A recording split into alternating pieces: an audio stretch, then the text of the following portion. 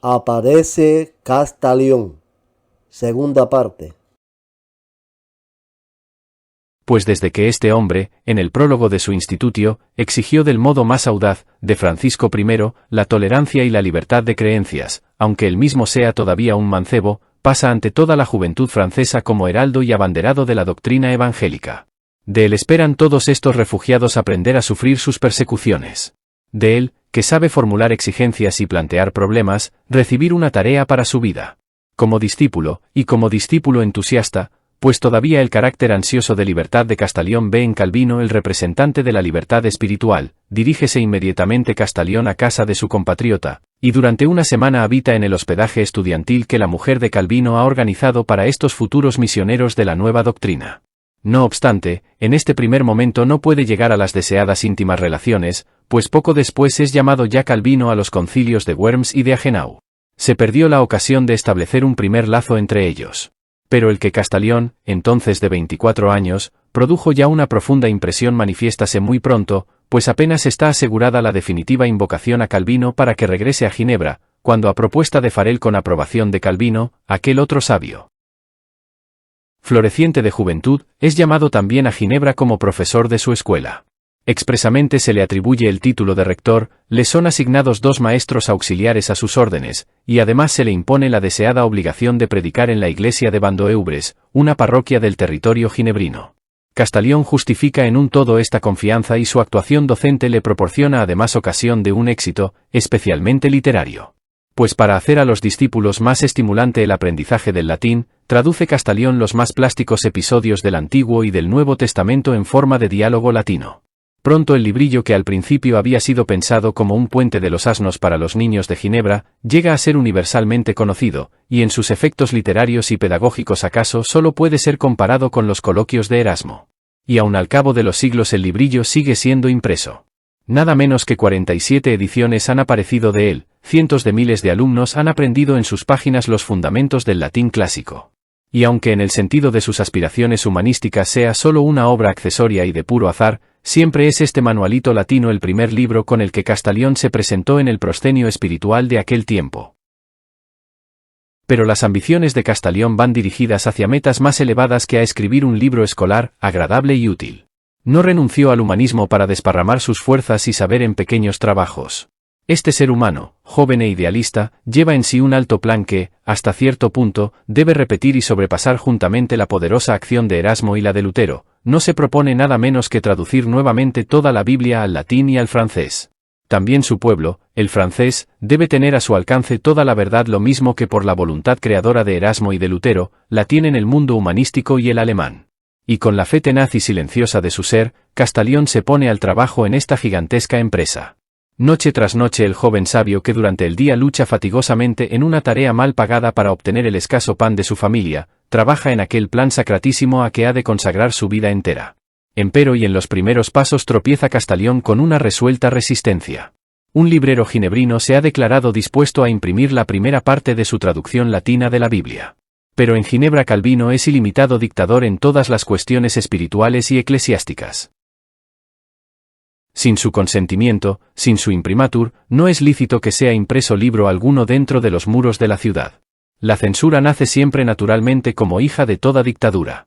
De este modo, Castellón se dirige a Calvino, un hombre de letras a otro hombre de letras, un teólogo a otro teólogo, y le pide como colega el imprimatur. No obstante, los caracteres autoritarios siempre ven en los pensadores independientes un adversario insoportable. La primera impresión de Calvino es de enojo y de despecho apenas disimulados. Pues él mismo escribió el prólogo para una traducción francesa de la Biblia hecha por un pariente suyo, y con ello hasta cierto punto la ha reconocido como la Vulgata, como la Biblia oficial universalmente válida del protestantismo.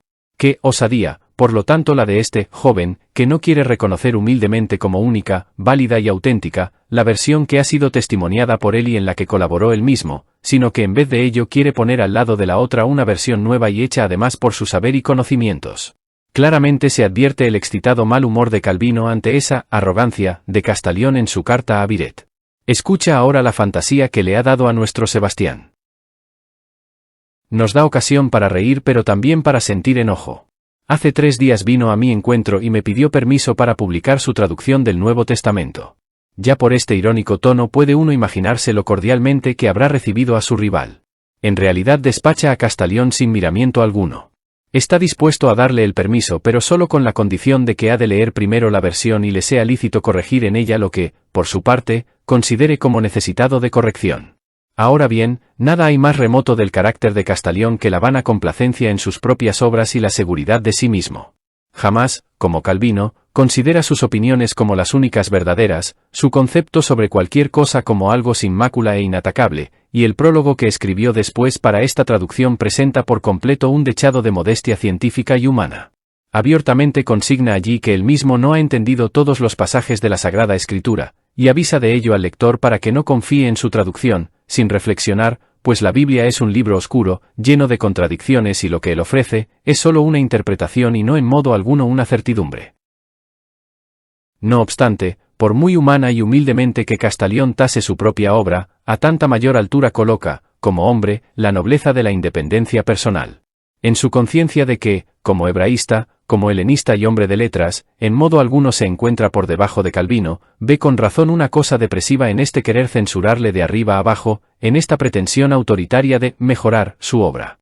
En una libre república de hombres de letras junto a hombres de letras, de teólogos junto a teólogos, no quiere colocarse, respecto a Calvino, en la situación de discípulo y maestro. No quiere dejar que sea tratada con el lápiz rojo su obra, sencillamente como el tema de un escolar. Para encontrar una humana salida, para testimoniar a Calvino su consideración personal, le ofrece que a la hora que fuera conveniente para Calvino, iría a leerle el manuscrito y ya se declara con anticipación dispuesto a aceptar, en cuestiones de detalle, los consejos y las proposiciones del dictador. Pero Calvino es fundamentalmente opuesto a toda fórmula de conciliación. No quiere aconsejar, solo ordenar. Rechaza esto mezquina y ásperamente. Le comuniqué que, aunque me prometiera 100 coronas, no me encontraría dispuesto a dejarme ligar con compromisos para un tiempo determinado, y después quizás, discutir 2 horas acerca de una palabra única. Con ello se marchó enojado. Por primera vez se cruzaron los aceros. Calvino experimentó que Castellón no está inclinado a someterse a él, sin voluntad alguna, en cosas eclesiásticas y espirituales. Reconoció, en medio de la general adulación al eterno adversario de toda dictadura, al hombre independiente. Y desde esta hora, Calvino está decidido a apartar de su cargo, en la primera ocasión, y a ser posible de Ginebra, a este hombre que no quiere servirle a él, sino a su propia conciencia. Quien busca un pretexto sabe siempre encontrarlo. Calvino no tuvo que esperar largo tiempo. Pues Castellón, que no puede alimentar a su numerosa familia con el sueldo tasado con mezquindad de un maestro de escuela, aspira al cargo íntimamente más adecuado para él y mejor pagado, de predicador de la palabra divina.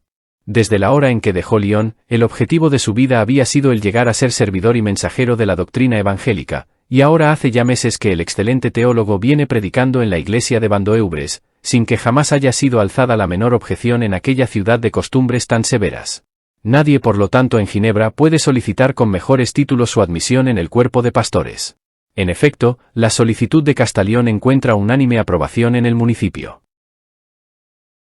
El 15 de diciembre de 1543 se decide que Sebastián es un hombre muy sabio y muy indicado para servir a la Iglesia, y con ello se ordena su colocación en el servicio eclesiástico.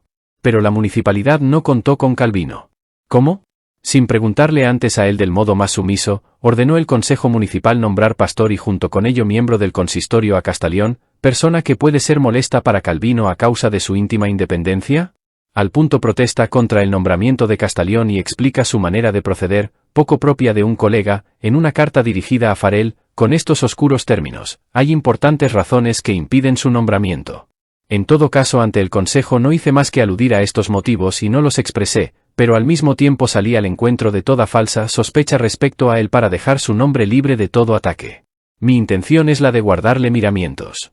Al leer estas palabras, oscura y misteriosamente empleadas, es sorprendido el lector por cierta sospecha en el primer momento, desagradable. No parece realmente como si aludieran a algo afrentoso contra Castellón, que le hacía incapaz de revestir la dignidad de pastor, a cualquier mácula que Calvino cubre magnánimamente con el cristiano manto de la indulgencia al guardarle miramientos. ¿De qué delito, se pregunta el lector, ha podido hacerse culpable este hombre de letras tan altamente apreciado, el cual es pasado en silencio por Calvino con tanta magnanimidad?